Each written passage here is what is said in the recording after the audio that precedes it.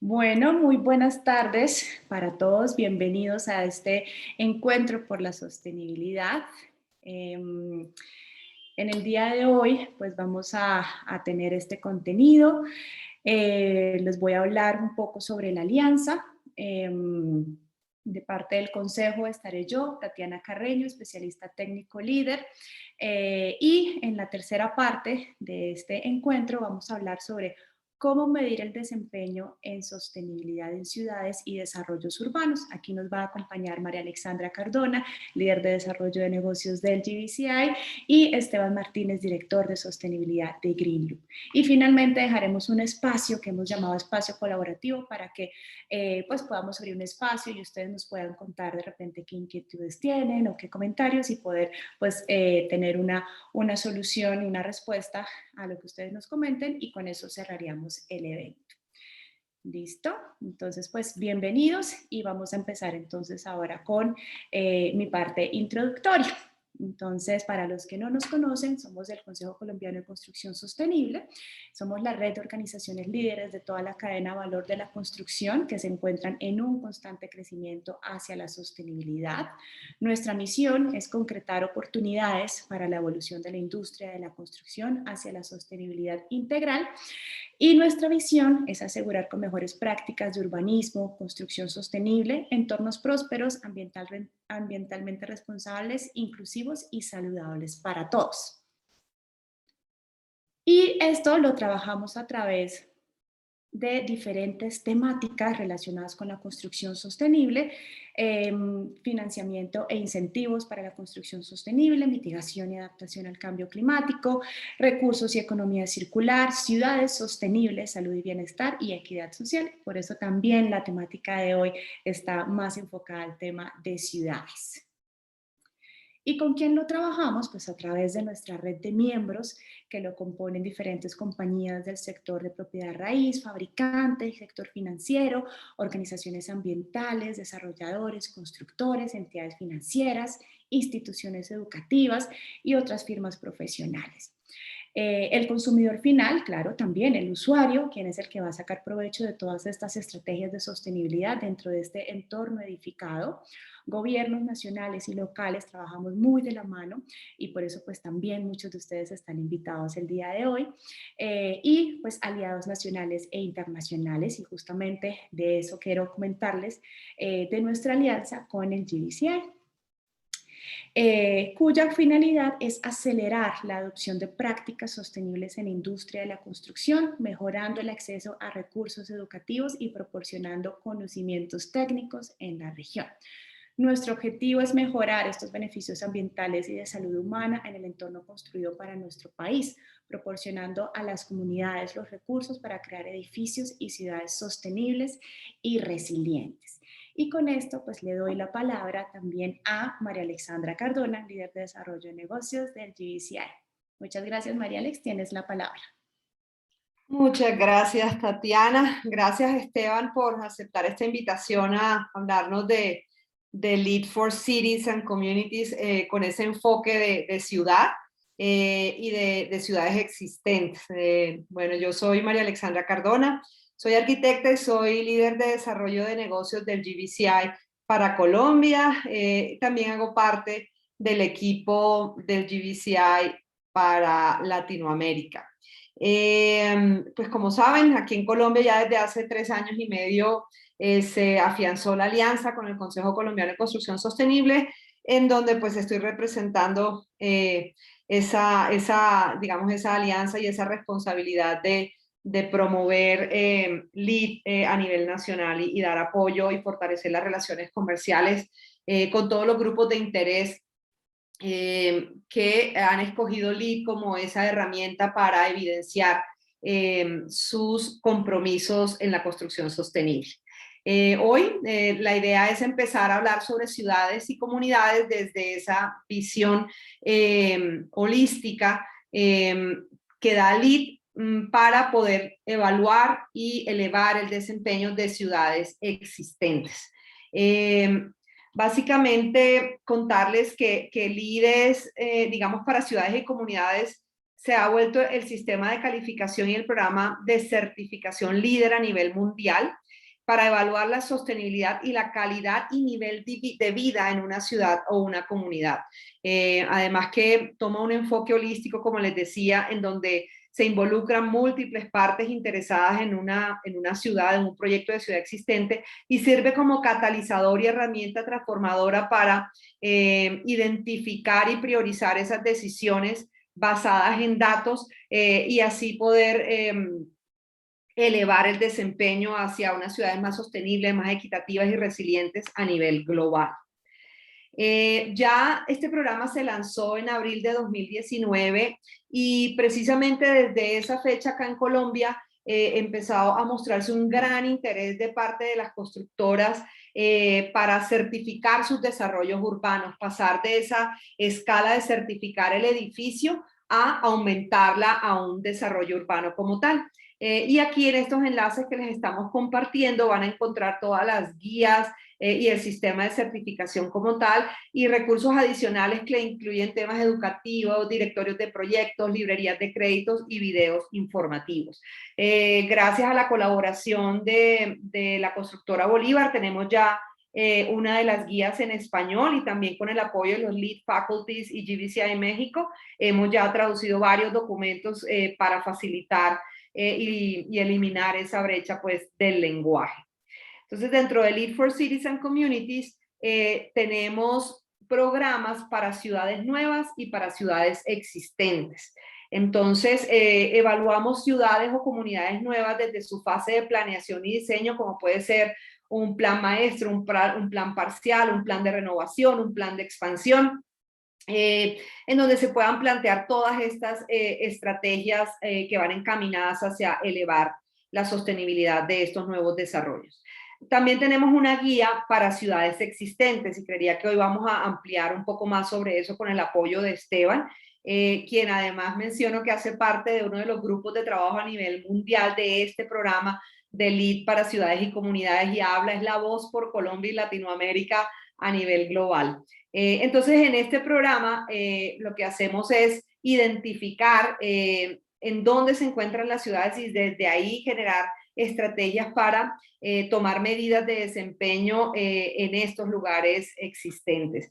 Y LEAD se trata también de un proceso de mejora continua. Entonces, la invitación es a que estas ciudades después de 5 años puedan continuar con un proceso de recertificación. Ahora, ¿por qué hablamos de certificar una ciudad? O sea, digamos que cada vez a nivel global, pues sabemos de todos los compromisos que tenemos para mitigar el efecto del cambio climático, reducir las emisiones de gases de efecto invernadero y tener en cuenta también todos los temas de salud, equidad y bienestar, seguridad de las personas en su entorno construido. Y Colombia es punta de lanza hoy a nivel de Latinoamérica en tener todo un marco normativo asociado a la construcción sostenible y a cómo elevar el desempeño de esas ciudades. Entonces, LEAD se vuelve una herramienta equivalente o lo que podría venir a ser esa equivalencia para que los gobiernos, las alcaldías locales, los municipios, rápidamente puedan implementar las estrategias y puedan ser validados por una organización tercera independiente como somos el GBCI, que actualmente en Colombia, gracias a la documentación que nosotros entregamos, el Ministerio de Minas y Energía entrega incentivos tributarios, los bancos entregan líneas de crédito verde e inclusive la Superintendencia Financiera ya incluyó dentro de la taxonomía verde para Colombia todos estos aspectos de las certificaciones como una equivalencia al cumplimiento de la normatividad colombiana y que desde allí se eleve. Entonces entendamos, digamos, este programa, ya normalmente hemos escuchado de LEAD para edificios, entonces ahora tenemos que ampliar ese alcance hacia una ciudad o un municipio. Entonces definitivamente hay unos límites que definen ese municipio o esa ciudad y a esa escala vamos a trabajar. E inclusive podemos llegar a trabajar a la escala de barrio o distrito o comunidad. ¿Y quiénes son, digamos, cómo es el proceso de elegibilidad en estos dos programas y quiénes lo lideran? Entonces, normalmente en el programa de LEAD para ciudades, el solicitante principal o la autoridad o líder del proyecto es el gobierno local, o sea, es la Secretaría de Planeación o quien destine la alcaldía local de esa ciudad o de ese municipio y a conformar un equipo de trabajo que es quien va a liderar todo el proceso. Ya Esteban nos indicará mucho más en detalle sobre el programa. Y el Lead para comunidades puede depender, digamos, si es un barrio existente, pues lo va a venir a liderar o el alcalde local, o lo va a venir a liderar la Junta de Acción Comunal de ese barrio, o si es un desarrollo urbano en planeación y diseño, pues la autoridad viene a hacer, o el liderazgo lo viene a tomar el desarrollador de ese proyecto con los diferentes grupos de interés a nivel local. ¿Qué buscamos nosotros? Lo que buscamos a través de este programa es definitivamente que tengamos ciudades más seguras, más saludables, inclusivas, inteligentes, productivas y eficientes, y que este componente de equidad social sea primordial, que sea sostenible, responsable y resiliente, ¿sí? Para que así la gente no sea que tenga que adaptarse a todos estos cambios que muchas veces hemos visto debido a los desastres naturales o desastres a nivel sanitario, como lo vemos ahora. Este programa, algo que llamó mucho la atención a nivel local, es que permite integrar diferentes programas o sistemas de certificación. Entonces, cuando uno certifica un desarrollo urbano como LEED, por ejemplo, si adentro van a certificar edificios y son LEED, van a ser LEED, ya entrarían ganando como ciudad 20 puntos dentro del programa, es decir, tendrían la mitad del puntaje a obtener la calificación de un edificio certificado LEED básico. Y ya si quieren elevar hacia un nivel oro, plata o platino, pues obviamente tendrán que hacer lo correspondiente. Lo otro es que permite no solamente que se incluyan programas como LEED, sino que entren cualquier otro programa de certificación que sea avalado a nivel nacional por el gobierno colombiano. Entonces eso hace que sea muy inclusivo, y lo otro es que ha permitido o ha permeado proyectos de vivienda de interés social, que eso ha sido algo bien importante a nivel global, porque LEED normalmente era muy concebido para proyectos comerciales o proyectos corporativos o proyectos institucionales, y en el sector residencial no había un programa que llegara a este nivel. Entonces aquí ya tenemos, y vamos a hablar un poco de esos casos de éxito de los proyectos que ya han sido certificados en Colombia y que son ejemplos para toda América Latina. Eso como tal. Lo otro es que es bien importante, y es un documento que también les compartiremos a ustedes, y es que el LEED para ciudades y comunidades está totalmente alineado con los objetivos de desarrollo sostenible, y les damos los argumentos de cómo cada uno de estos objetivos se alinea dentro de la herramienta y se puede implementar dentro del proyecto, para que ustedes también puedan evidenciar así a quienes lo tengan que reportar cómo su ciudad está aportando tanto a los objetivos de desarrollo sostenible de las Naciones Unidas como a los objetivos de ciudad, que deben estar alineados con los objetivos de país, con estos compromisos que adquirimos en los acuerdos de París hace algunos años. Aquí dejarles pues, cuáles son los valores centrales del programa. Como les decía, es un programa que es totalmente innovador y transformador, que está basado en datos y desempeño. Con esto decirles que lo que hacemos es que dejamos también para la comunidad una herramienta para que la comunidad pueda así seguir evaluando su desempeño después de que esta ciudad o este desarrollo urbano sea certificado, y ellos puedan también tomar acción y tomar responsabilidades de cómo mantener el desempeño alto en términos de sostenibilidad dentro de la ciudad. Es totalmente colaborativo y es trabajado por todos los grupos de interés. Y algo que también ha sido muy interesante es que definitivamente es un programa que se puede aplicar a nivel global y que es regional, sí, es relevante en lo regional. Este programa todavía se encuentra en fase piloto y está muy interesado en conocer cuáles son las realidades y las necesidades de las ciudades a nivel local, para poder entenderlas y diseñar estrategias que así eleven el desempeño. Entonces, pues normalmente en una ciudad, ¿quiénes harían parte de un grupo de trabajo? Puede ser la Secretaría de Planeación, la Secretaría de Tránsito y Transporte, todo el tema de la Secretaría de Educación, y así. Digamos que depende de las necesidades de esa ciudad y de las prioridades, se conformaría ese equipo de trabajo. Y algo que también es relevante es que el USGBC asigna un apoyo técnico directo a los proyectos sin, digamos, como sin un cobro adicional como tal. Y esta es una de las grandes diferencias, y es que el interés es realmente entender las necesidades de las ciudades a nivel global, a nivel regional, para poder generar estrategias que ayuden a elevar el desempeño. Está totalmente enraizado en los 3 pilares de la sostenibilidad, es decir, es un programa que está centrado en la gente, diseñado para cuidar, preservar, restaurar o conservar todo lo que tenga que ver con los ecosistemas y la naturaleza, y sí, realmente es un dinamizador de la economía, porque aquí entran toda la cadena, digamos, de manufactura y de producción interesada en demostrar sus atributos de sostenibilidad y que sean implementados dentro de una ciudad como tal.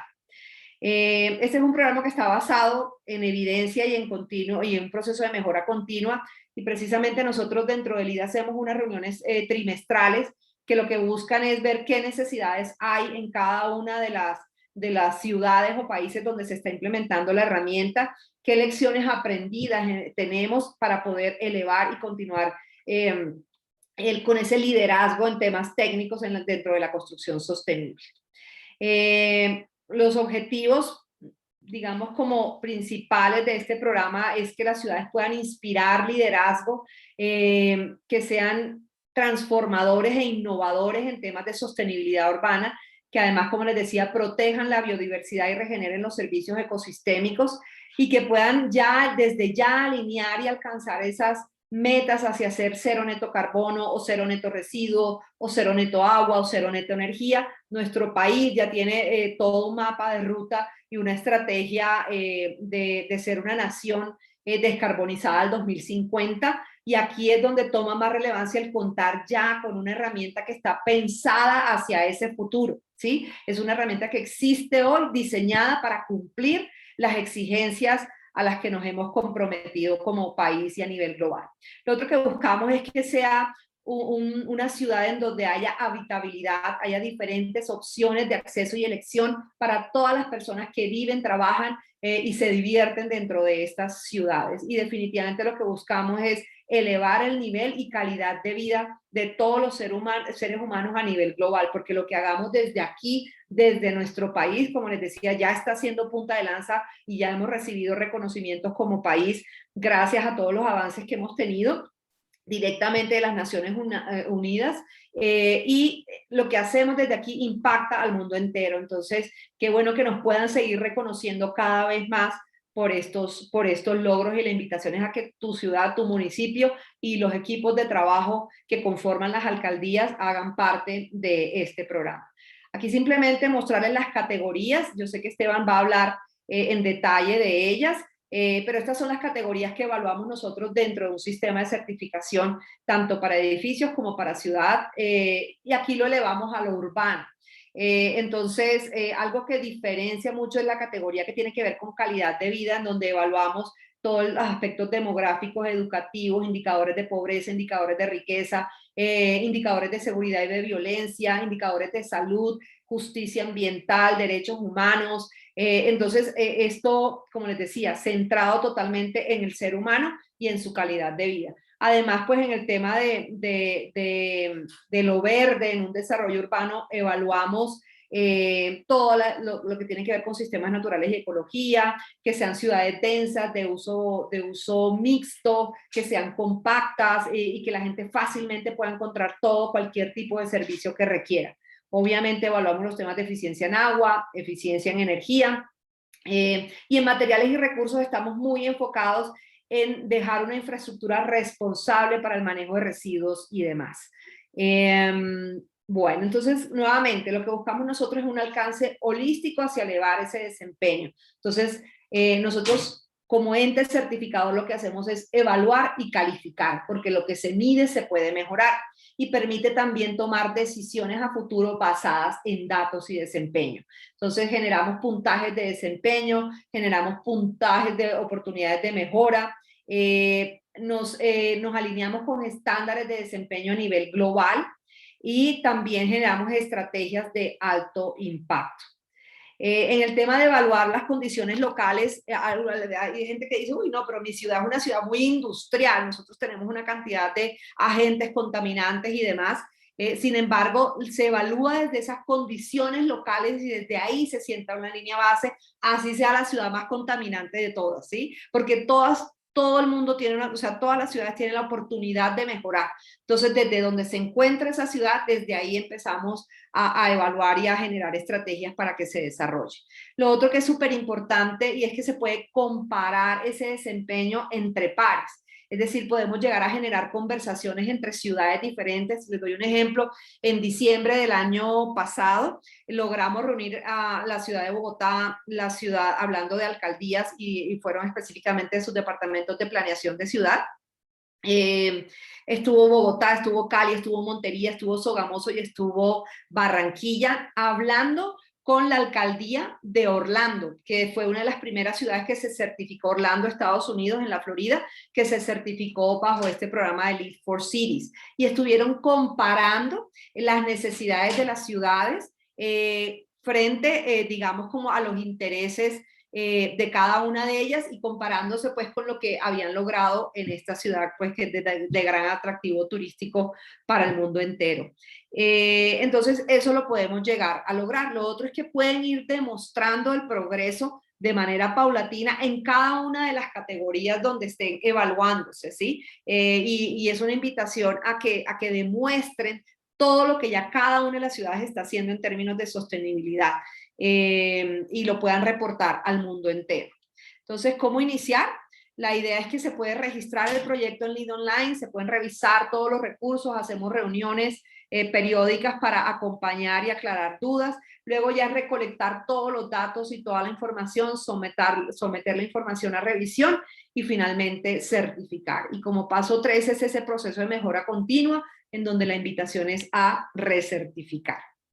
Entonces, estos son ejemplos de ciudades que se reúnen y que empiezan a realizar todos esos análisis y a entender cuáles son las brechas que tienen, cómo cerrarlas y generar un mapa de ruta, una hoja de ruta que los lleve hacia ese camino de la certificación. Como les decía, en LEED nosotros calificamos y para obtener una certificación es igual que con los edificios. De 40 puntos en adelante obtienen certificación LEED, de 50 puntos en adelante es plata, de 60 puntos en adelante es oro y de 80 puntos en adelante es platino, y de aquí lo que sigue es el camino a llegar a ser cero neto, LEED cero, o llegar a ser LEED positivo, es decir, positivo en prosperidad, positivo en salud, en riqueza, y sí ser cero neto energía, cero neto agua, cero neto residuos y demás.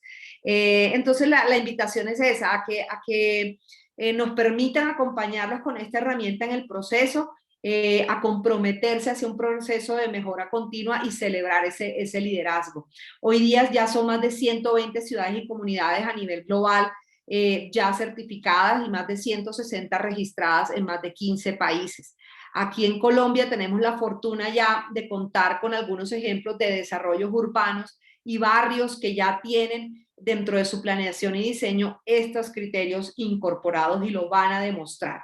Entonces aquí lo que vamos a ver son ejemplos de ciudades alrededor del mundo que han logrado esta meta pues que tenían de certificar todas las estrategias en sostenibilidad. Cincinnati, por ejemplo, que es una de las ciudades que allá, por ejemplo, está la fábrica de Procter & Gamble y que están todos estos productos masivos y ellos no creían que fueran posibles. Es una ciudad que genera realmente mucha contaminación y pudieron elevar su desempeño y siguen en ese proceso.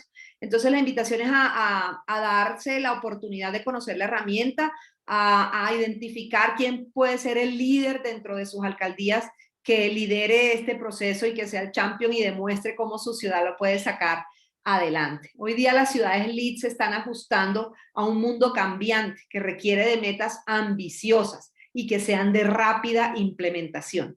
Y esto es una herramienta que ya está totalmente probada y evidenciada, validada además por nuestro gobierno y por entidades financieras, en donde lo que cada vez buscamos son aliados que quieran demostrar lo que están logrando y que puedan utilizar sus resultados para identificar esas brechas, priorizar las inversiones y planear hacia el futuro, ¿sí? Y que sean esas ciudades catalizadoras que las vuelvan más equitativas y colaborativas. Y además, pues también tenemos información que está relacionada muy a los tiempos actuales, a planear en tiempos de pandemia y a pensar en equidad social en tiempos de pandemia, que es algo que hemos visto que en nuestro país se ha evidenciado de una manera contundente, que realmente requiere tener estrategias muy claves para mitigar esta situación. Ya ejemplos a nivel de Latinoamérica y de Colombia, pues es el gran orgullo nuestro está aquí en el país a nivel Latinoamérica. Este es un proyecto de 100 hectáreas en la ciudad de Cali.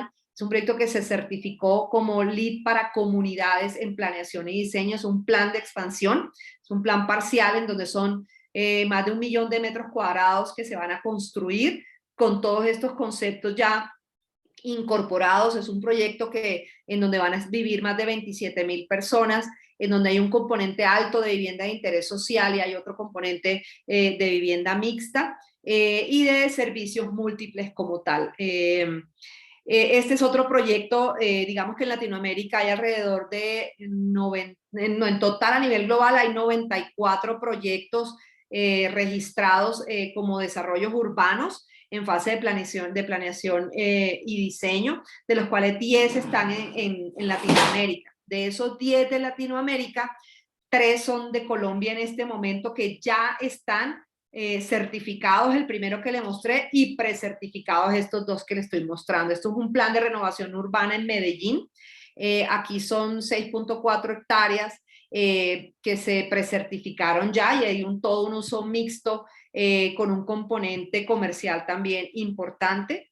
Y, acá creo que se me fue, acá está. Este proyecto también es algo ejemplarizante, está aquí en la ciudad de Ibagué, en Colombia. Son 80 hectáreas y es el primer proyecto de todos, digamos, de todos los que ya están registrados como desarrollos urbanos a nivel global, cuyo componente es 100% vivienda de interés social. Ya recientemente, la semana pasada, obtuvo la precertificación y esto realmente es de reconocer este logro, donde era un proyecto que ya tenía algo desarrollado y que todavía continúa en su proceso.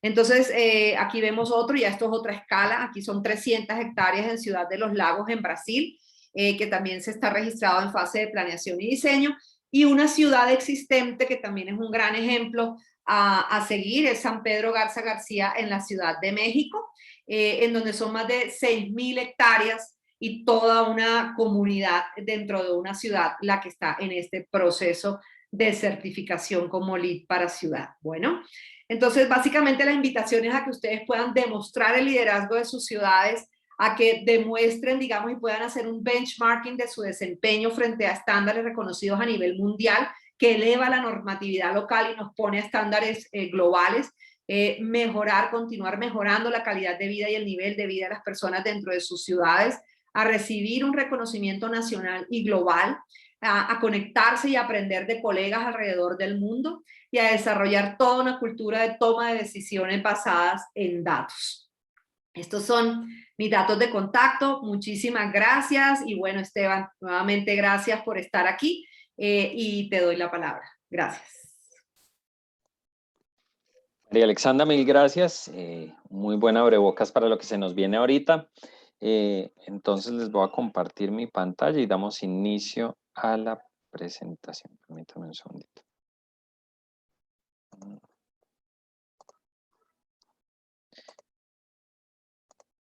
Listo, me confirman cuando la vean, por favor. Perfecto. Listo. Entonces, pues a mí me corresponde la parte de contarles cómo se mide el desempeño en sostenibilidad en este tipo de desarrollos, ¿cierto? Entonces vamos a entrar un poquito en el detalle de cómo se cuantifica esos impactos y todo lo que pretende medir el sistema de certificación LEED for Cities and Communities.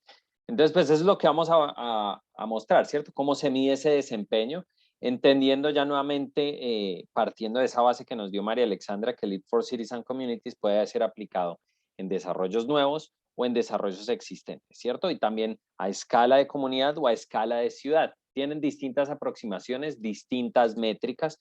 Por supuesto, para la final todos se pueden marcar dentro de lo que les vamos a presentar a continuación y es cómo realmente se cuantifica cuando un desarrollo urbano es sostenible o no. Entonces, para poder entrar en materia, quería dejarles este pequeño abrebocas que se amarra con lo que nos presentó María Alexandra, ¿cierto? Sabemos que todo el programa Lead for Cities and Communities está alineado con todos los objetivos de desarrollo sostenible, pero específicamente me quería detener en el objetivo 11, ¿cierto? Que es el de ciudades y comunidades sostenibles. Y quería dejarles digamos, este mensaje que creo que es muy contundente, ¿cierto? Que las ciudades ocupan solo el 3% del territorio en el planeta, pero representan del 60 al 80% del consumo de energía y al menos el 70% de las emisiones de carbono. ¿Con esto qué quiero decir? Que por supuesto, si no cambiamos la visión de atacar edificio por edificio, sino empezamos a hacerlo de una manera un poco más holística y persiguiendo ya objetivos de sostenibilidad un poco más amplios, como es la parte urbana o la parte de comunidades o de ciudades, pues va a estar difícil ese objetivo de carbono neutro al 2050, ¿cierto? Y poder estar alineados con los objetivos de Acuerdo de París y que ahorita en la COP26 que se nos viene en tan solo 8 días, pues nos pondrán un poquito al tanto de cómo lo vamos a lograr. Entonces, es muy importante entender que esta es una herramienta de primera mano, ¿cierto? Que nuevamente nos cambia un poco de escala y acelera esos procesos hacia lograr esos objetivos que seguramente se nos van a venir después de la COP26. Esperamos después del informe final del IPCC, que si no lo han visto los invito a que lo vean para que sepan qué se va a discutir en la COP26. Si no saben qué es el IPCC, es el Intergovernmental Panel for Climate Change. Es el panel intergubernamental de cambio climático que hacen un estudio cada 6 años de cómo estamos en temas de cambio climático. Y la verdad, el último informe que salió hasta agosto de este año realmente es cero alentador, ¿cierto? Lo denominaron que nosotros como civilización estamos en código rojo. Básicamente eso es lo que ellos dicen. Y si no actuamos de manera contundente y rápida a reducir, mitigar y por supuesto descarbonizar nuestro estilo de vida, los objetivos de sostenibilidad a escala mundial se nos van a ir completamente. Solo quería dejarles ese pequeño detalle para que entiendan a qué escala y por qué esto tiene tanta relevancia. Entonces, entremos de lleno al objetivo de Lead for Cities and Communities. Ya sabemos que tenemos los capítulos que los vamos a ver un poco más en detalle sin entrar crédito a crédito, ¿cierto? Esto no pretende ser una clase de Lead for Cities and Communities, ni vamos a resolver inquietudes sobre créditos puntuales, sino contarles cómo el sistema, a pesar de que tiene unos capítulos, cómo mide la sostenibilidad, cómo dice, oiga, esta ciudad, esta comunidad, si es sostenible y qué métricas usan, ¿cierto? Entonces tenemos el capítulo de proceso integrado, que hace referencia específicamente a la forma como nosotros conseguimos los proyectos. Un capítulo que nos habla de sistemas naturales y ecología, ¿cierto? Y que ya van entendiendo que dependiendo de la escala de proyectos, sea una escala comunidad o una escala ciudad, pues esto puede tener una relevancia muy importante incluso a nivel regional, este tipo de capítulos, ¿cierto? Un capítulo de transporte y uso de la tierra, que básicamente es cómo nos interconectamos y cómo hacemos esto de una forma un poco más eficiente y que no involucre tanto manejo, sobre todo de vehículo privado. Entonces ahí es donde va a estar el énfasis principal, pero vamos a ver después cómo lo miden, ¿cierto? Tenemos el capítulo de eficiencia en agua, por supuesto, lo habla por sí solo, pero vamos a ver en detalle ellos cómo miden la eficiencia en agua. El tema de energía y emisiones de gas efecto invernadero, y por eso quería hacer un poquito el paréntesis del IPCC y todo el tema de descarbonización al cual nos tenemos que enfrentar muy rápidamente. Todo un tema de manejo de recursos, residuos y materiales, que vamos a ver cómo lo abordan desde el concepto de urbanismo y desarrollo sostenible a escala urbana. Y un capítulo de calidad de vida, ¿cierto? Muy importante entender qué tipo y qué calidad de vida es la que estamos dejando para nuestros habitantes a escala comunidad o a escala ciudad. Por supuesto, los capítulos que siempre están de manera transversal en todos los sistemas de certificación LEED, que son esos de prioridad regional y de innovación.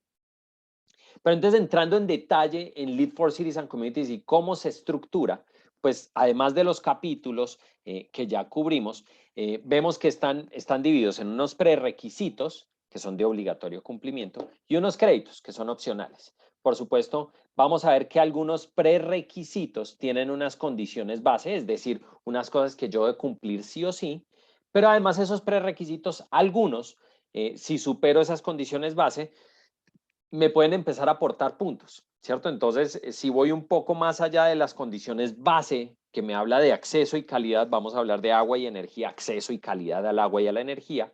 Los otros van a ser de puntaje de desempeño y van a usar unos benchmark a nivel internacional para entender cómo está operando y qué tan eficiente es el entorno urbano el cual estoy analizando.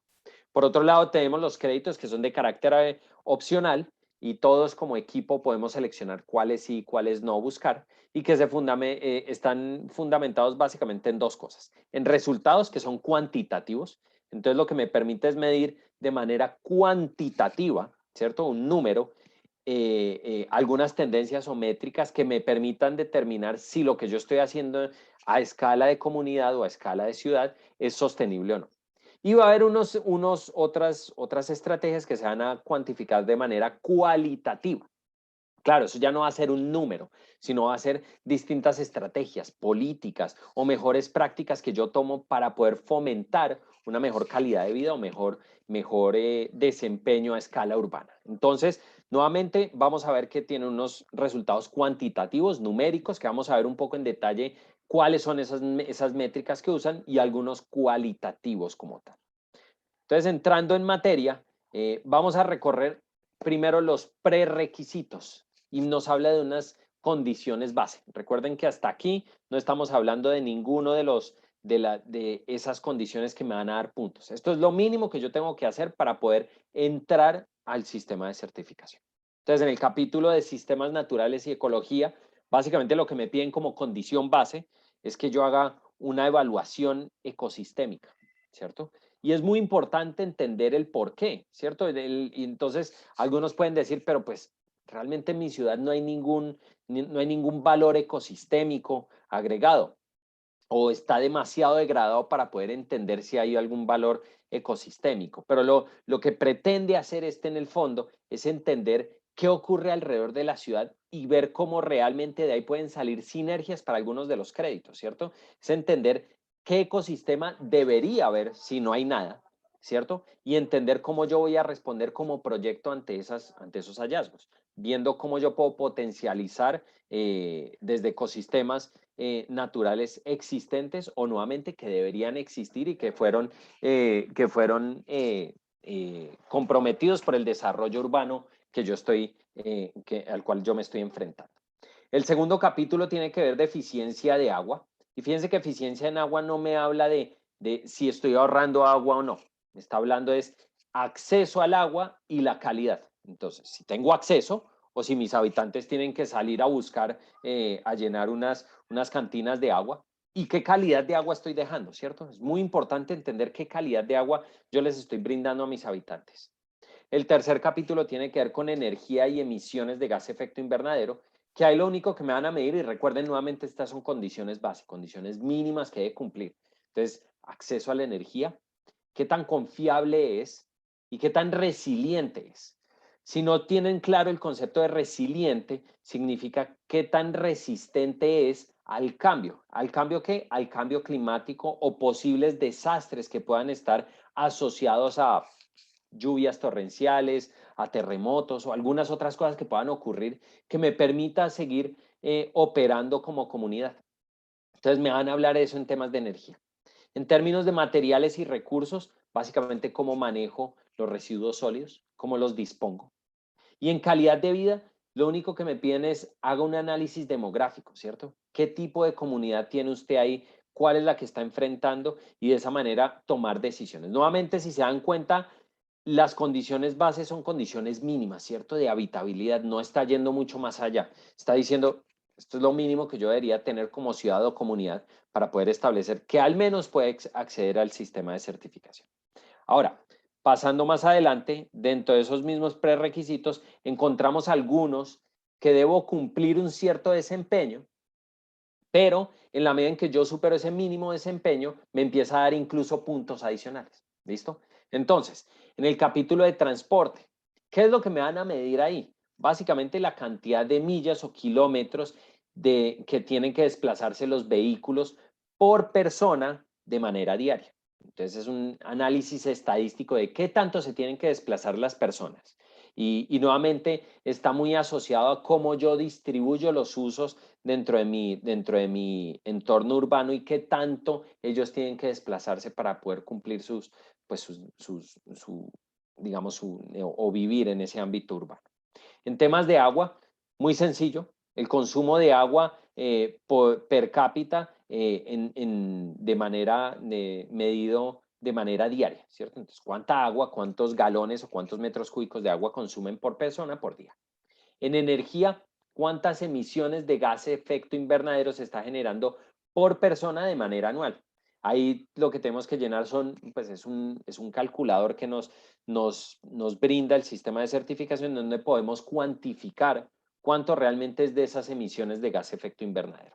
Ahora, ahí estoy diciéndoles que hay un calculador, sin embargo, para las edificaciones existentes, están viendo aquí al lado la plataforma ARC, ¿cierto? ARC es la plataforma que tiene el USGBC y el GBCI para poder incorporar las medidas, sobre todo que están en los edificios o en este caso en los entornos urbanos existentes. Entonces, en esa plataforma yo introduzco los datos que estoy capturando a escala urbana y él me va a medir qué tan bien es mi desempeño en esos principales indicadores, ¿cierto? En el transporte, en el manejo de residuos, en agua y en energía.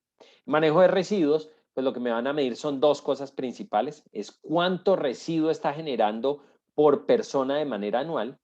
Y de ese, después me van a medir, bueno, cuánto de eso usted no está llevando un relleno sanitario, sino que le está dando un uso alternativo. Entonces, nosotros como entorno urbano, desarrollo urbano, ¿qué estamos haciendo con esos residuos? O si simplemente los estamos enterrando en un relleno sanitario. Entonces me van a evaluar esas dos cosas y nuevamente todo eso va a quedar en NARC. En la parte de experiencia humana y calidad de vida, me van a evaluar varias cositas.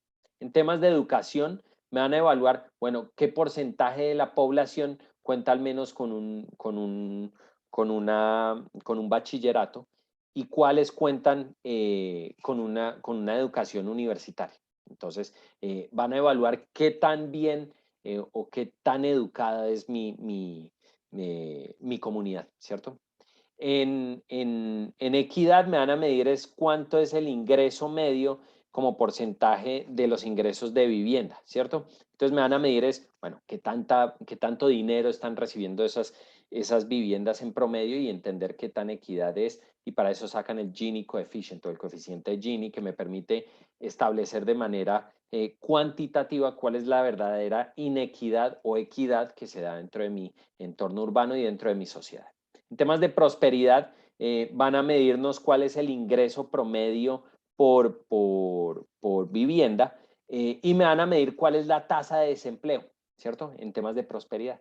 Y en salud y seguridad me van a medir la calidad del aire, o sea, índices de medición de calidad de aire, PM10, PM2.5, monóxido de carbono, entre otras cosas. Y por supuesto me van a medir el número de días en que la calidad del aire no es saludable para algunos grupos sensibles. Recordemos que las concentraciones, sobre todo de PM10 y PM2.5, pueden ser más sensibles para grupos de tercera edad o los niños, entonces ahí ellos tienen en cuenta ese tema.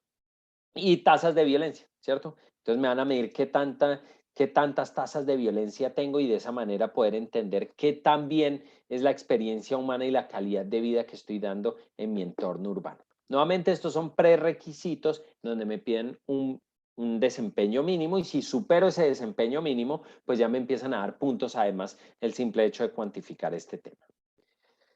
Ahora, dejando de lado los prerequisitos, ¿cierto? Que son de obligatorio cumplimiento y metiéndonos a los créditos, vamos a ver primero la parte que es cuantitativa. Recuerden que hay unos resultados que son cuantitativos y otros que son cualitativos. Aquí vamos a hablar algunos de los cuantitativos.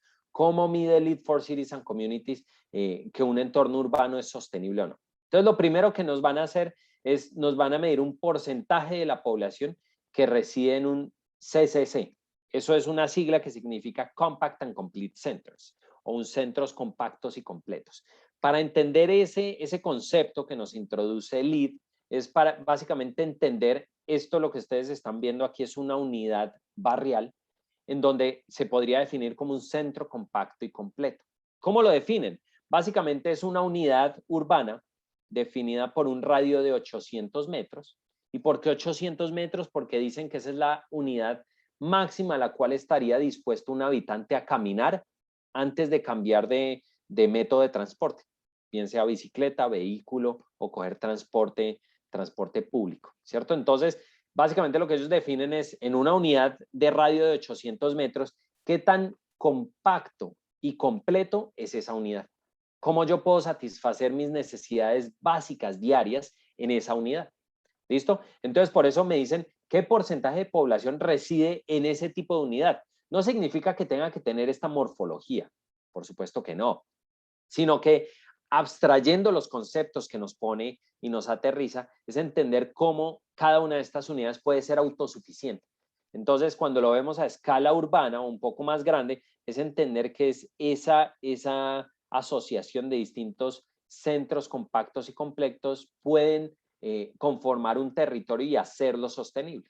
Entonces, en la medida en que cada una de estas unidades es autosuficiente, en el sentido en que yo tengo el banco a una distancia caminable, que tengo una guardería a una distancia caminable, que tengo acceso a transporte público que me pueda llevar a un centro urbano mucho más poblado, al centro gubernamental, y que esté bien conectado con otros centros compactos y completos. Entonces ahí es que yo empiezo a entender cómo se conforma la ciudad y qué tan bien o qué tan mal lo estoy haciendo.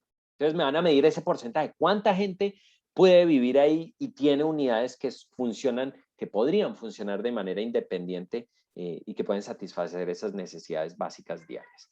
Después, a escala urbana también nos van a medir cuántos metros cuadrados de zona verde estoy dejando por habitante, ¿cierto? Y ahí son unos indicadores, simplemente les dejo el dato.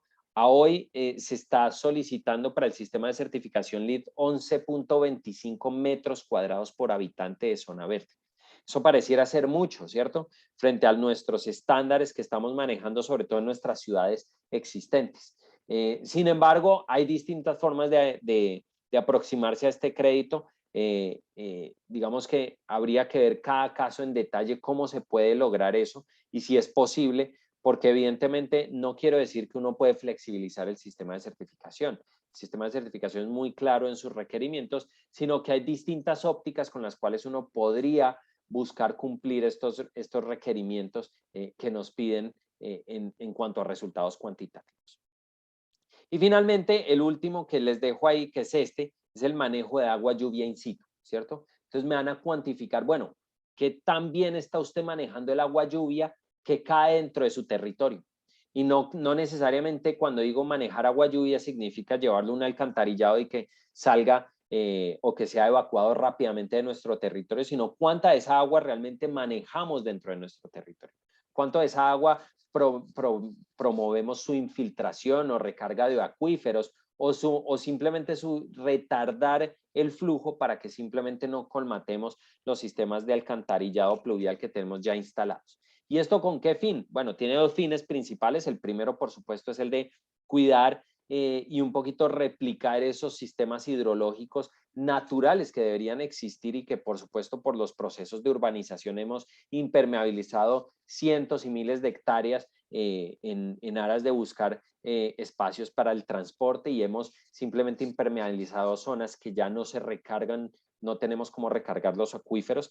Y la segunda, pues es como les decía, que esa agua que cae en una vía y que corre muy rápidamente, pues no termine a unas velocidades muy rápidas en un río, cargando un montón de residuos o contaminantes, bien sea hidrocarburos o cualquier otra cosa que pueda arrastrar desde nuestras vías o de los otros elementos que está fluyendo, cubiertas, entre otros elementos. Entonces, para eso es que nos invitan de manera indirecta a pensar en sistemas urbanos de drenaje sostenible como una alternativa viable y válida para poder manejar el agua lluvia in situ. Y hay una cosa que sí quisiera que se lleven de esto, y es que cuando hablen de sistemas urbanos de drenaje sostenible no significa que van a quitar o abolir los sistemas tradicionales. Lo que pasa es que trabajan en llave, trabajan en sinergia estos sistemas urbanos de drenaje sostenible con los tradicionales, y lo que hacen es que en esas sinergias buscan mitigar y reducir la cantidad de escorrentía o metros cúbicos por segundo de agua que fluye y que colmatan esos alcantarillados, y de paso evitan inundaciones locales en nuestros entornos urbanos. Entonces, todo eso que les estoy contando está detrás del sistema de certificación LEED, y por supuesto lo lleva a uno a pensar cómo puede reinterpretar su entorno urbano, si es un entorno urbano existente, o si es un entorno urbano nuevo, cómo lo puede proyectar de manera sostenible. Por otro lado, tenemos las estrategias cualitativas. Recuerden que había unas cuantitativas y otras cualitativas en términos de créditos. Las cualitativas, como se dan cuenta, no son métricas, ¿cierto? No es 11.25 metros cuadrados por persona, o captura el percentil 60 o maneja el percentil 60 de aguas lluvias que tenga en su territorio.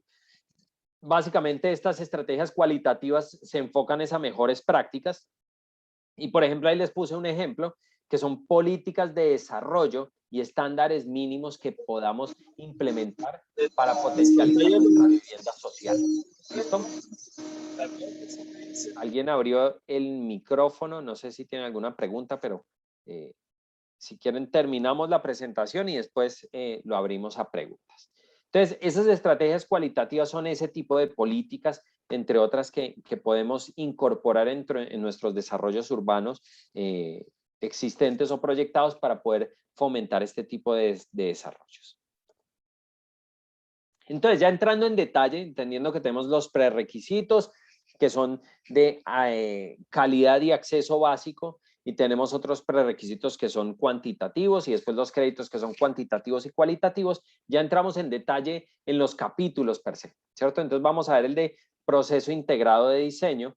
Entonces aquí básicamente lo que me van a medir es esto, es qué tan bien está conformado su equipo, que en principio debería ser interdisciplinario, para trazar esas metas de sostenibilidad, ¿cierto? Para revisar el estatus, qué tan bien o qué tan mal estamos cumpliendo, y identificar algunas sinergias o pasos a seguir en el proceso de la búsqueda de una certificación de este tipo.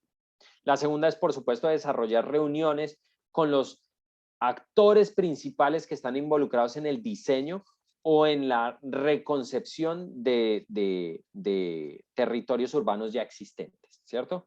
Y por supuesto, cómo vamos a incorporar políticas para incentivar la construcción sostenible. Ahí nos lo van a evaluar, ¿cierto? Cómo usted genera políticas que le permitan a usted fomentar que sus edificios sean también sostenibles. Entonces, nos miran a ver qué herramientas tenemos nosotros desde la escala urbana para poder fomentar a que la gente desarrolle sus edificios de manera sostenible. Y esto es entendiendo un principio que vamos a ver al final, y es que pues el edificio por sí solo no puede ser sostenible. La ciudad y pues las zonas, digamos, las zonas urbanas o comunitarias no pueden ser sostenibles por sí solas, sino es la simbiosis entre el edificio y la escala urbana la que nos da realmente esa aproximación holística e integral a una sostenibilidad urbana.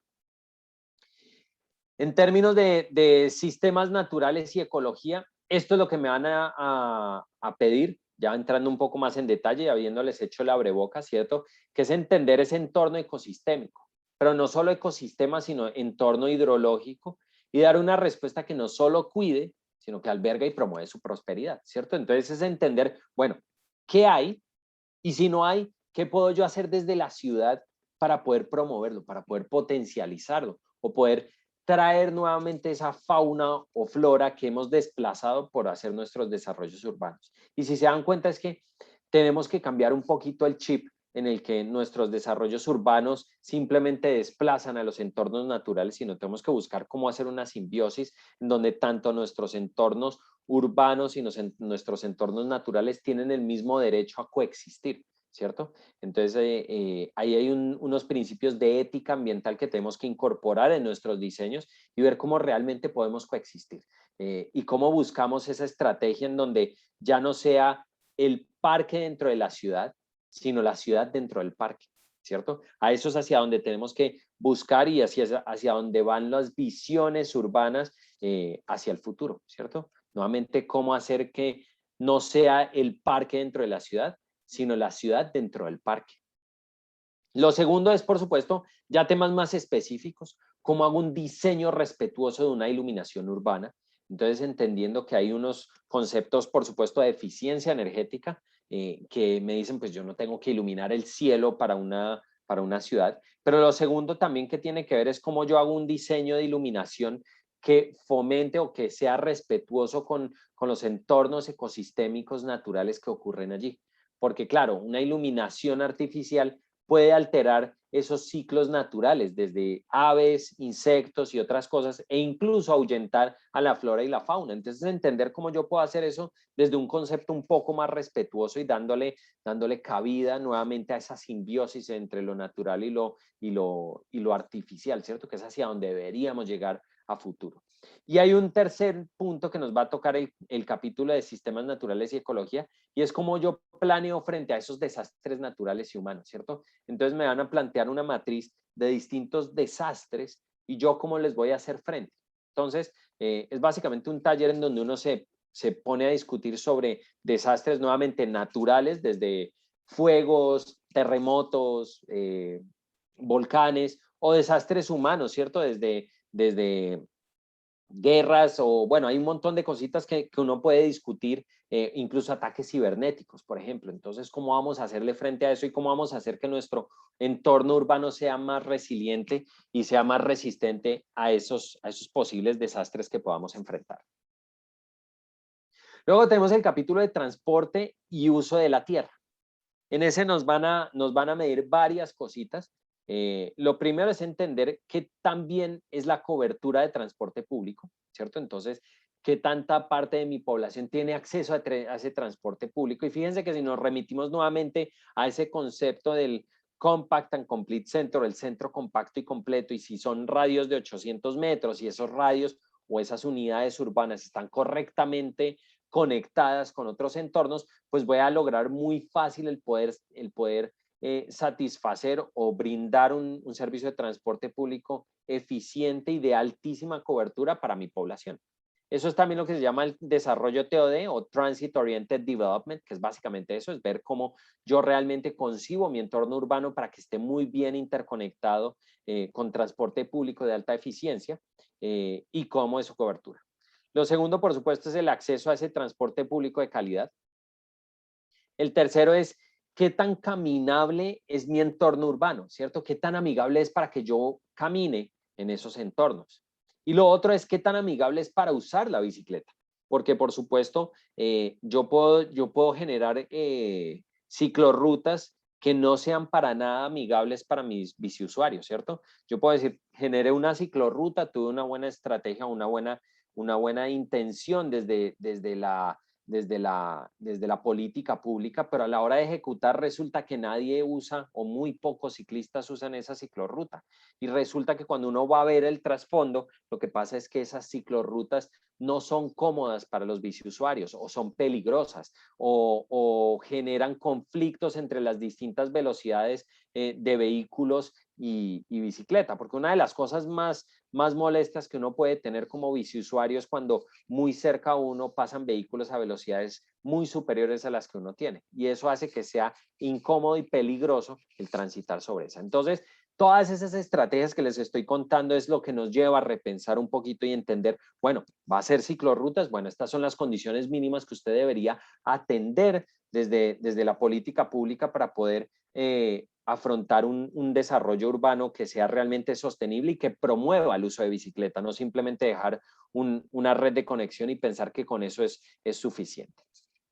Por otro lado, tenemos el tema de vehículos de combustible alternativo y entender cómo yo voy a promover eso, ¿cierto? Cómo voy a incorporar electrolineras o puntos de carga para promover esos vehículos, que hoy es una de las limitantes principales, ¿cierto? Si yo tengo un vehículo eléctrico, pero no tengo dónde recargarlo excepto dentro de mi casa, pues voy a enfrentarme a un problema serio a la hora de comprar este tipo de vehículos, salvo que tengan una autonomía importante, ¿cierto? O me va a limitar mucho mi desplazamiento, y entonces seguramente tengo un vehículo eléctrico para desplazamientos cortos y para desplazamientos largos me toca cambiarme un vehículo propulsado por combustibles fósiles. Y entre otras cosas, volviendo nuevamente a donde yo arranqué, el informe del IPCC llama a una descarbonización y alejarnos del uso de combustibles fósiles de manera rápida y urgente. Entonces, nuevamente, estas estrategias están muy alineadas a entender yo cómo voy a fomentar ese transporte con otros medios que no sea simplemente el depender del vehículo a gasolina o combustible fósil. Y lo último son políticas de transporte inteligente. Y fíjense que ahí les puse entre paréntesis Smart Cities. Y sí, realmente, aunque Lead for Cities and Communities no lo habla de manera explícita, de manera implícita nos están incorporando un montón de estrategias de Smart Cities. Nos están incorporando políticas de transporte inteligente. Entonces, bueno, su semaforización es inteligente. Puede censar la demanda de transporte y cambiar los ciclos de semaforización según la demanda o el uso. O, por ejemplo, usted tiene sincronizados en sus puntos donde va a promover el transporte público, informa a su usuario los tiempos estimados de llegada en tiempo real, tiene ubicados por GPS a sus buses y les puede decir en 2 minutos va a llegar su bus al punto en donde usted lo va a recoger. Y darle tiempos precisos de desplazamiento. Ese tipo de estrategias que les estoy diciendo que son políticas de transporte inteligente, pues por supuesto promueven esto, porque cuando yo tengo un sistema de transporte que es eficiente y que es confiable y que yo sé que me va a demorar 46 minutos del punto A al punto B, pues me permite confiar en eso y poderlo usar de una manera un poco más abierta.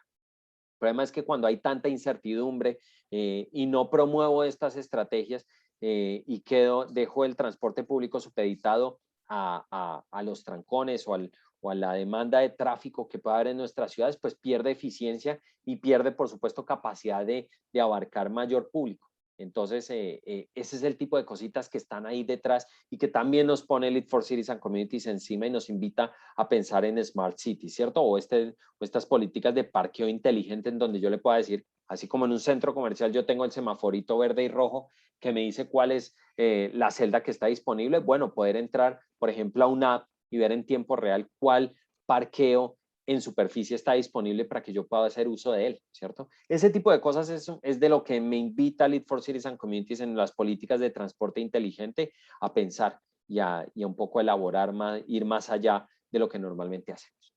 En temas de eficiencia en agua, básicamente les conté, sí, el prerequisito está enfocado en un tema de acceso y calidad, ¿cierto? Que este tipo de cosas no ocurran en un entorno urbano, sobre todo que busca ser certificado y busca ser sostenible. Lo segundo es que haya un balance entre disponibilidad y consumo. Entonces me van a llevar a cuantificar, bueno, cuánta agua va a demandar su entorno urbano y cuánta agua hay disponible cerca de su entorno urbano. Y tiene que haber un balance entre esa disponibilidad y consumo, porque si no hay ese balance, pues es muy difícil que haya sostenibilidad de cara a futuro, ¿cierto? Les anticipé un poco este manejo de agua lluvia y cómo incorporar estrategias como esta de SUDS, en donde yo ya manejo el agua lluvia de una manera un poco más amigable y fíjense que tiene un atractivo paisajístico que bien correctamente manejado puede potencializar entornos naturales, ecosistémicos y otras cosas. Entonces ya empiezan a ver que hay sinergias que no solo van a simplemente pensar, bueno, pensemos agua lluvia, pero es que en el agua lluvia puedo generar corredores verdes, corredores bióticos, puedo generar un montón de cosas que termina siendo ahí impactando incluso la calidad de vida de los usuarios e incluso podría potencializar o valorizar algunos terrenos que están cerca de este tipo de cosas, ¿cierto? Porque a la final, pues estos son lo que llamamos nosotros jardines de lluvia o SUDS, donde yo hago un manejo de agua lluvia responsable y promuevo este tipo de usos. Solo les quisiera dejar cositas porque por supuesto esto para nada pretende ser un taller de SUDS ni mucho menos, pero preguntas que siempre surgen o que nos dicen cuando intentamos incorporar estas estrategias, me dicen, Esteban, yo no voy a usar SUDS porque pues usted ve ahí estoy estancando agua y pues entonces tengo un problema de mosquitos, ¿cierto? Mi comunidad se va a quejar y pues yo tengo un tema de salud que yo tengo que cubrir. La respuesta de una vez, si alguno de esos tenía esa pregunta es, tranquilos que eso no ocurre. Todos los sistemas urbanos de drenaje sostenible deben ser diseñados para que máximo en un periodo de 24 horas evacúen el agua superficial. La única forma como yo pueda tener de manera continua agua en superficie si hay eventos de lluvia que ocurran en un periodo menor a 24 horas y que superen la capacidad, por supuesto, de infiltración y de manejo de agua lluvia. Entonces, es muy poco probable y si llegase a ocurrir, va a ocurrir durante un periodo muy corto y después se va a evacuar, ¿cierto? Sí, claro, ahorita nos están diciendo que se nos viene un evento niña, seguramente en un evento niña veríamos de manera recurrente estos elementos llenos de agua, pero fíjense que es agua que se mueve, no es agua emposada, que es otro tema importante a entender. Y por ende el tema de mosquitos no es una preocupación cuando uno incorpora estas estrategias. Hasta ahí les voy a dejar, si les interesa el tema, por favor búsquenlo, que sí realmente es una estrategia muy válida para el manejo de aguas lluvias. Con respecto a energía y gases efecto invernadero, ¿qué nos van a poner encima? Nos van a poner, pues primero tenemos un tema de cómo vamos a optimizar el consumo de energía. Y todos sabemos que nosotros tenemos curvas de demanda, ¿cierto? Que nosotros sabemos que al mediodía, en horas de la tarde, nuestra curva de demanda crece de manera exponencial y en horas de la noche y la madrugada nuestras demandas de energía caen de manera significativa. Entonces nosotros desde el entorno urbano tenemos que repensar cómo vamos a fomentar el uso o el consumo de energía en horas que no sean pico, sino moverlas a las horas valle. ¿Cómo se hace eso? ¿Cómo lo hacen en otros entornos? Bueno, hacer una tarifa diferencial entre las horas pico y las horas valle y de esa manera promover aquellos procesos que puedan ocurrir en la noche o en la madrugada que ocurran de esa manera. Y eso va un poco amarrado a cosas que ya estamos viendo que están ocurriendo en entornos urbanos y en entornos residenciales, que es, por ejemplo, todo el tema, el Internet de las cosas o el Internet of Things, en donde yo tengo, por ejemplo, una lavadora, donde yo puedo programarla para que entre a su ciclo de lavado a las 3 de la mañana, ¿cierto? Esa estrategia no está pensada para que ocurra mientras yo duermo, sino justamente para sacarle potencial y valor a estas cosas que yo no tengo que estar supervisando, pero puede darse ese ciclo y consume esa energía en una hora valle y me representa un ahorro a mí. Y por otro lado, los proveedores de energía les ayuda a cuantificar esos picos que se van a dar durante el día y a buscar homogenizar un poquito más la demanda, ¿cierto? Entonces, ese es el detrás de que nos va a traer el sistema de certificación y que lo va a buscar cómo mitigar. Entonces, puntualmente, ¿qué vamos a entrar? Nuevamente, acceso y confiabilidad. Recuerden que habían en los prerequisitos unos conceptos básicos, listo, cómo voy a acceder a la energía, pero también qué tan confiable es esa energía. Segundo, cómo voy a manejar las emisiones. Entonces, ¿cuáles son las emisiones de gas efecto invernadero asociadas bien sea a emisiones directas o indirectas, ¿cierto? Emisiones directas, las que ocurren dentro de mi entorno edilicio. Voy a poner un ejemplo. Estoy cocinando en gas natural y por supuesto estoy emitiendo monóxido de carbono, entre un montón de componentes secundarios que son resultado de la combustión.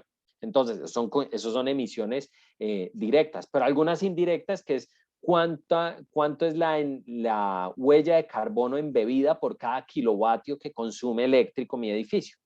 Entonces, nuevamente muchos podrían pensar, no, pero es que nuestra matriz energética es principalmente hídrica, ¿cierto? Es una fuente hídrica y lo usamos a partir de fuentes que no emiten gases de efecto invernadero. La realidad es que sí tenemos una porción que es térmica, que básicamente lo que hacen es cogen carbón y con ese queman el carbón para generar vapor y con eso mover unas turbinas y energía, o gas natural, y en ese proceso es donde está ese carbono embebido por cada kilovatio que consumimos.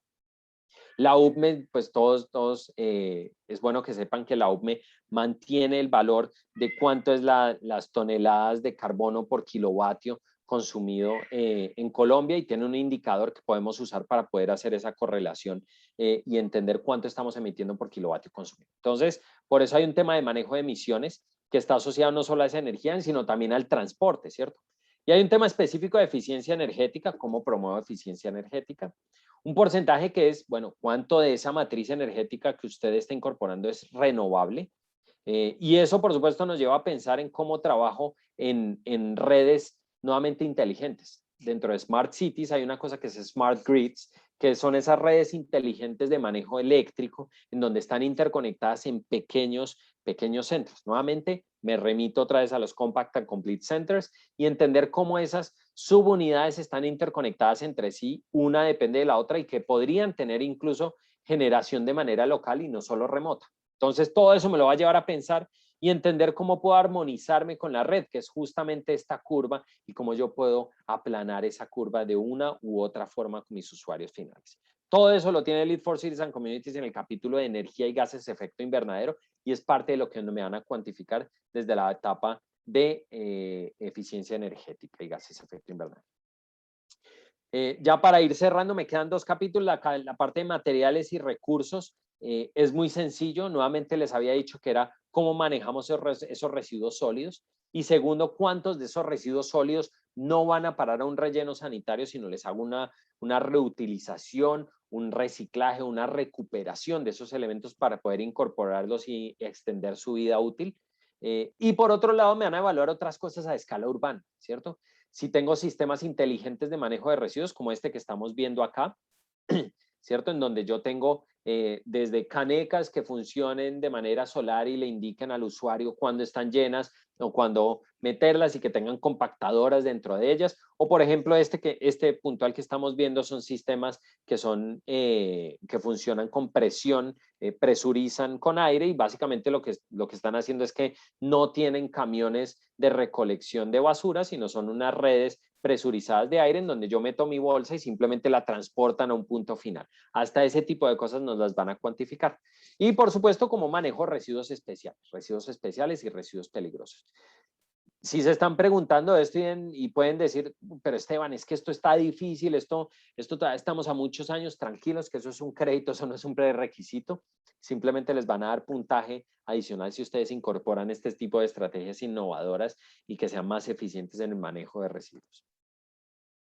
Ya para cerrar el capítulo de calidad de vida, pues esto es lo que les decía, ¿cierto? Nos van a invitar a hacer un análisis demográfico del tipo de población que yo tengo en mi ciudad y empezar a entender, como les decía, qué tan bien están económicamente, qué tan bien están en términos de educación, etcétera, etcétera. Entonces va a haber un análisis demográfico en las ciudades existentes, y en las ciudades que yo estoy proyectando también me van a pedir un análisis demográfico para entender cuál va a ser ese futuro potencial comunidad que va a habitar el territorio, qué características va a tener, ¿cierto? Lo segundo es que me van a cuantificar qué calidad de vida estoy dejando, y esto va a estar muy asociado a áreas para el esparcimiento, para la recreación, para el deporte, para otras cosas. ¿Qué tendencias a mejora tienen estas comunidades? Entonces, ver en el tiempo cómo va a mejorar el desempeño de educación, entre otras cosas. Ya les había dicho lo de equidad social y justicia. Me van a medir un tema de vivienda y transporte accesible. Entonces, también van a ver cómo yo puedo mezclar distintos tipos de vivienda y genero comunidades que sean mucho más integradas, que eliminen un poco esa inequidad y el desplazar algunos sectores de la comunidad con menores recursos simplemente a la periferia, sino que sean más inclusivos. Entonces, eso me lo van a evaluar, y que realmente a la final pues estén generando comunidad, ¿cierto? A la final lo que yo busco es que todos estos se entiendan como una comunidad y que promuevan desde actividades económicas, recreativas, y que ellos mismos cuiden esos entornos urbanos y los usen de manera correcta y puedan prosperar en esos entornos. Entonces, ya para ir cerrando, pues lo que están viendo en las características de una comunidad sostenible era lo que les había dicho, ¿cierto? Que pues yo puedo tener edificios de altísimo desempeño y certificarlos en el sistema que yo quiera, pero si no tengo un entorno urbano de alta eficiencia y sostenible, pues ni el uno ni el otro por sí solos nos van a generar una sostenibilidad integral. Se necesitan los dos para poder dar como resultados una comunidad sostenible y que realmente nos lleve a esos altos desempeños que estamos llamados a cumplir al 2050. Y por supuesto, entonces, eso es lo que les quería dejar nuevamente esta imagen, diciéndoles que la ciudad sostenible debe integrar esos barrios o esas unidades urbanas que yo desarrollo, debe incorporar distritos específicos, distritos energéticos, distritos institucionales o comerciales, y corredores de servicio, que pueden ser desde corredores de transporte o corredores de hábitat, ¿cierto? Que puedan coexistir en esos entornos naturales y los entornos de ciudad. Y que a la hora en que logremos entender nuestros territorios y cómo todas estas cosas pueden coexistir, pues podamos generar una mejor calidad de vida de los ciudadanos y una mejor ciudad y mucho más sostenible. Entonces, para cerrar, los pilares de una ciudad inteligente y una ciudad sostenible, pues son eso, ¿cierto? Es una forma de vida inteligente, una movilidad inteligente, una sociedad inteligente, una economía inteligente, un gobierno inteligente que sea abierto, transparente y resiliente, y un medio ambiente inteligente, que ahí es donde incluimos los edificios sostenibles, manejo de agua y toda esa parte de sostenibilidad de la que venimos hablando. Eso es todo lo que les tenía para hoy. Tenemos 14 minutos para preguntas. No me queda más que agradecerles por la atención y bueno, quedamos atentos a las posibles preguntas que puedan surgir. Muchas gracias. Esteban, muchas gracias por tu presentación. Invitamos a los asistentes a que si desean nos pueden escribir por el chat o también si desean pueden activar sus micrófonos para poderlos escuchar y también las cámaras, ¿por qué no? Para podernos ver. Aprovecho y leo una pregunta que nos había llegado a este tiempo, hace un momento, que me parece muy interesante para que todos la puedan escuchar. Carolina nos pregunta, pero si no se logra algunos de los prerequisitos de la certificación, ¿qué se puede hacer? María Alexandra, esa la respondiste tú, entonces dale. Sí, digamos que los prerequisitos hay que cumplirlos. Sin embargo, como lo mencionamos desde el comienzo también, o sea, el interés es identificar esa línea base de la ciudad y desde ahí partir y que pueda alcanzar la certificación. Entonces, identificar esa barrera de por qué no puede estar cumpliendo ese requisito y con el acompañamiento ya sea, digamos, del equipo técnico del USGBC o de las personas que conformen el equipo de trabajo, lograr identificar estrategias que puedan llegar a facilitar el cumplimiento de los prerequisitos. Sin embargo, Esteban, tú también mencionaste pues que los prerequisitos son temas muy relacionados a la realidad de la ciudad. No sé si quieras complementar, por favor. Sí, claro. Pues les contaron por encimita que tengo la fortuna de participar en una cosa que llama Lead for Cities and Communities Roundtable. Es básicamente un sitio en donde los equipos a nivel mundial que han trabajado en Lead for Cities and Communities pueden compartir sus experiencias y decirles dónde están esos principales retos a cumplir, ¿cierto? Y es en esa exposición y en el poner sobre la mesa, venga, yo tengo problemas serios con esto, en donde ellos, no quiero decir que les flexibilicen, no quiero decir que les van a decir, no, entonces tranquilo, la parte de metros cuadrados de zona verde por persona no lo cumpla, no, sino que les van a mirar, bueno, entendiendo cuál es su concepto real, cómo pueden lograr una verdadera sostenibilidad sin comprometer el propósito o el fin último que busca ese prerequisito. Entonces, nuevamente el mensaje de María Alexandra es clarísimo, es donde identifiquen que están esas barreras, entren en contacto con el GBCI, hablen con ellos, expónganle las condiciones que a la final. Recuerden que este sistema de certificación todavía está en una fase piloto, está en una fase de desarrollo. Entonces, entre más alcen la mano y digan, venga, yo tengo problemas acá o tengo problemas acá, ellos van a entender esas realidades y van a entender hasta dónde pueden apretar o dónde pueden flexibilizar algunas cosas, bien sea por región o flexibilizar el sistema de certificación de manera general. A hoy escuchan todas las cosas. Entonces yo lo que les diría es si tienen alguna limitante, álcenla. Es muy importante que retroalimenten el sistema de certificación porque María Alexandra les decía, esto es un sistema de certificación vivo que busca la innovación y busca el moverse hacia adelante. Entonces, nuevamente, alcen la mano, cuenten cuál es la principal limitante y de esa manera se puedan buscar estrategias para poder buscar soluciones a esos principales problemas. Esteban y María Alexandra, muchas gracias, clarísimo. Por acá Felipe levantó la mano, no sé si deseas activar tu micrófono y nos cuentas. Sí, gracias, Tatiana. No, pues muchas gracias, muy clara la presentación. Tenía simplemente dos intervenciones. La primera es un comentario. Me parece que sería interesante que incluyeran tema de carbono incorporado de las edificaciones, no sé si de la infraestructura, principalmente pues de golpe por el peso que tiene tener una certificación para una ciudad o una comunidad. Entonces creo que con ese incentivo de tener la certificación, creo que sería pues muy interesante que pudieran incluir esos temas. Y lo segundo era, bueno, nos mencionaron 8 capítulos, 8 diferentes capítulos dentro de esta certificación. Quería saber simplemente cuál era el énfasis, si había un énfasis, si priorizaban, por ejemplo, no sé, el tema de energía y gases de efecto invernadero, o el manejo de recursos, o la calidad de vida. Mejor dicho, ¿cuál de estos capítulos es como la prioridad para esta certificación? Gracias. Esteban, ¿quieres contarnos un poquito el tema del carbono embebido? A ver si de alguna manera lo aborda la certificación, por favor. Gracias, Felipe.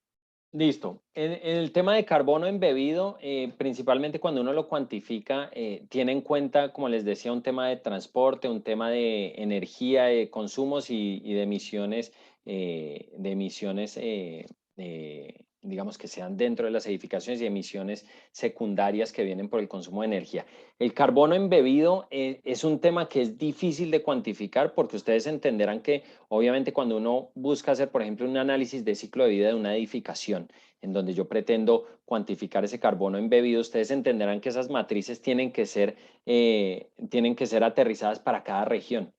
No es el mismo carbono embebido que tiene X material en Colombia, el que tiene en Chile, el que tiene en Argentina, el que tiene en México, el que tiene en Estados Unidos. Entonces, es muy importante y por eso la cuantificación como tal no se da de esa manera, sobre todo también entendiendo el posible alcance que pueda tener a escala metro cuadrado o metros cuadrados construidos. Sería bastante complejo el llevar esa cuantificación. Sin embargo, si buscan, por eso les decía, lo miden esa escala urbana, qué tan eficientes es y entendiendo que ese carbono embebido, pues digamos que ya se emitió y pues lo que ellos buscan es simplemente, por eso la parte de eficiencia y la parte de optimizar sistemas a escala urbana, lo que buscan es mitigar que las ciudades sigan expandiéndose y sigan impactando entornos que están inmediatos a la ciudad. Entonces, lo que buscan es no cuantificar lo que se emitió, sino mitigar y no promover la extensión o la expansión urbana a esa escala. Así es como está concebido. Gracias. Mariela. Sí, bueno, y a tu inquietud de cómo es la ponderación, digamos, o como cuál es la prioridad, el sistema de certificación LEED, digamos, está, como les decía, muy alineado a los objetivos de desarrollo sostenible y además tiene unos objetivos propios sostenibles del sistema. Entonces, el primero, digamos, está el de reducir el aporte al cambio climático, el de mejorar la salud humana de cada persona, proteger y restaurar los recursos hídricos, proteger e incrementar la biodiversidad y los sistemas, los servicios ecosistémicos, promover ciclos de materiales sostenibles y regenerativos, construir una economía verde y mejorar la calidad de la comunidad.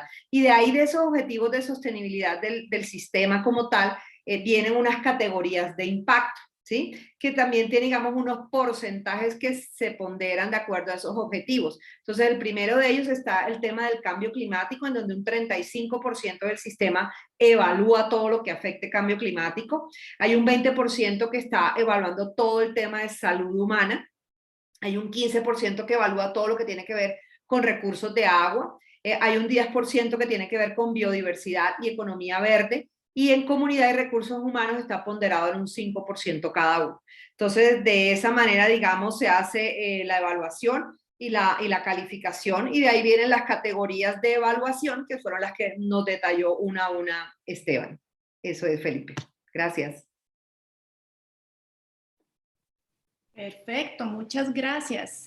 No nos han llegado más preguntas por acá por el chat, pero sí algunos comentarios y varias felicitaciones. Entendemos que la presentación estuvo muy completa, entonces quizás por eso no tenemos preguntas en este instante.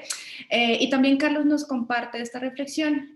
Pues gracias por compartir estos espacios donde además de compartir información de alto valor para nuestras regiones, también se promueve la sensibilización hacia los cambios que debemos vivir ya en nuestra ciudad. Me parece súper valioso tu comentario, Carlos. Muchas gracias por compartirlo.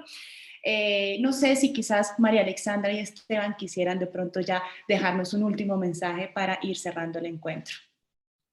Gracias. De mi parte, invitar a todas las ciudades, digamos, a tener ya espacios de conversación particulares en donde podamos conocer esos intereses, conocer esas metas de ciudad.